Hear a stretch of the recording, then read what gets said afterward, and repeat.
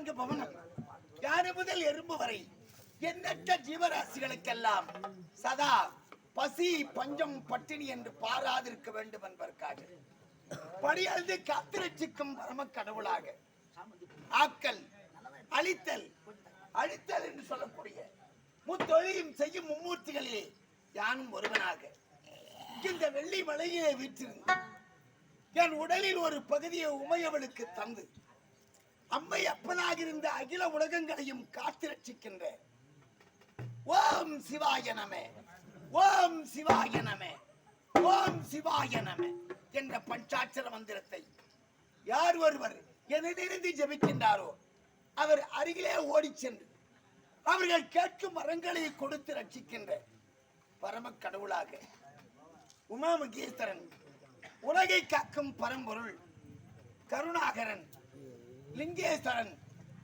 கங்காதரன், தனசேகரன், சர்வேஸ்வரன், கணக்கில் அடங்காத நாமதேயங்களை சொல்லி மக்களால் வழிபட்டு வணங்கி வரக்கூடிய முதல் கடவுளாக இருந்து இந்த பிரபஞ்சத்தில் இருக்கின்ற அனைத்து ஜீவங்களையும் காத்து ரட்சித்து வருகின்ற இருப்பினும் நான் பக்தர்களை சோதிப்பதும் அவர்களை சோதனைக்குள்ளாக்குவதும் என் திருவிளையாடல். 64 திருவிளையாடல் பிறந்தவன் என்று என்னை பெருமையாக சொல்வார்கள். அப்படி பக்தர்களை சோதித்து அவர்களுக்கு நேராக காட்சி தந்து நான் ஆட்கொண்டவர்கள் தான் 63 நாயன்மார்கள். எனக்கு மக்கள் பூலோகத்தில் வாழ்கின்ற மக்கள் எல்லாம் எங்கெல்லாம் சிவ ஆலயம் கட்டி எனக்கு சிவ வழிபாடு நடத்துகின்றார்களோ அந்த ஆலயங்களில் நான் ஆட்கொண்ட 63 நாயன்மார்களுக்கும் சிலை வழிபாடு நடந்து கொண்டிருக்கிறேன். அப்படி இருந்து உலகத்தை ரட்சித்து வருகிறேன். நான் அந்த சோதனையை நான் காட்டிய திருவிளையாடலை சொல்ல வேண்டுமானால் சொல்லிக்கொண்டே போகலாம், கணக்கில் அடங்காது. எப்படி என்றால் சாம்ப சிவ சங்கரன்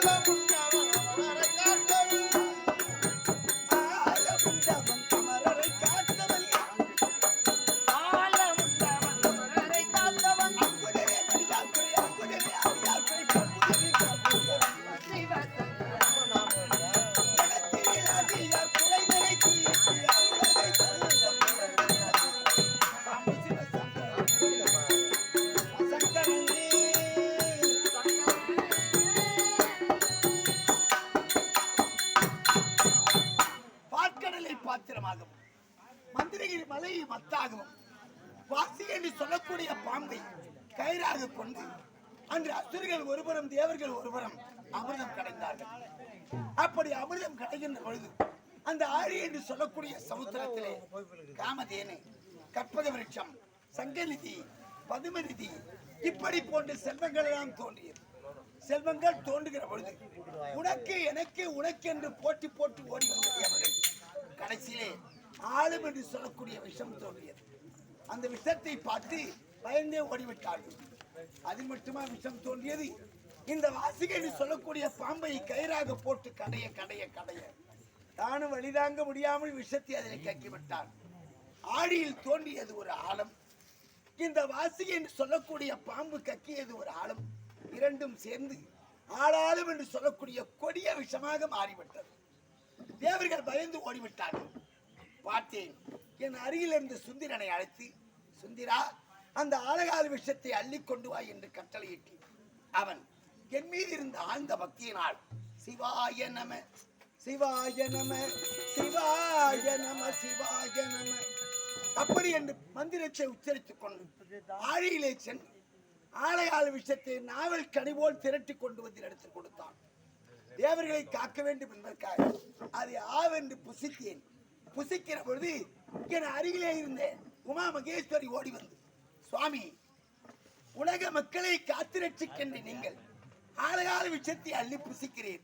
உங்களுக்கு ஏதாவது ஆபத்து வந்து விட்டால் இந்த ஜீவன்களை யார் ரட்சிப்பது என்று என் கண்டத்தை இறுக பற்றினான். நிஜமானது ஒதுங்கி ஒரு புறமாக என் தொண்டைக்குழிக்குள் நின்று விட்டது. அதன் பிறகு பரிசுத்தமான அமிர்தத்தை என் மத்துனர் நாராயணன் ஜெகன்மோகினி என்று சொல்லக்கூடிய ஒரு பெண் வடிவம் தாங்கி அந்த அமிர்தத்தை எடுத்து ஒரு கரண்டியை தாங்கி தேவர்களையும் அசுரர்களையும் பந்தியில் அமர செய்து அந்த அமிர்தத்தை அனைவருக்கும் படைத்தார். தேவர்கள் அமிர்தத்தை உண்ட காரணத்தினாலே இன்றும் பசி, பிணி, மூப்பு, சாக்காடு என்று சொல்லக்கூடிய மரணமில்லாத பெருவாழ்வை பெற்றிருக்கின்றார். தேவர்கள் மனமகிழ்ந்து அன்று முதல் இன்று வரை என்னை ஆலம் உண்டவா நீலகண்டா, ஆலம் உண்டவா நீலகண்டா என்று என்னை பெருமையோடு அழைத்தார்கள். ஆகவே நான் ஆலம் உண்டவன்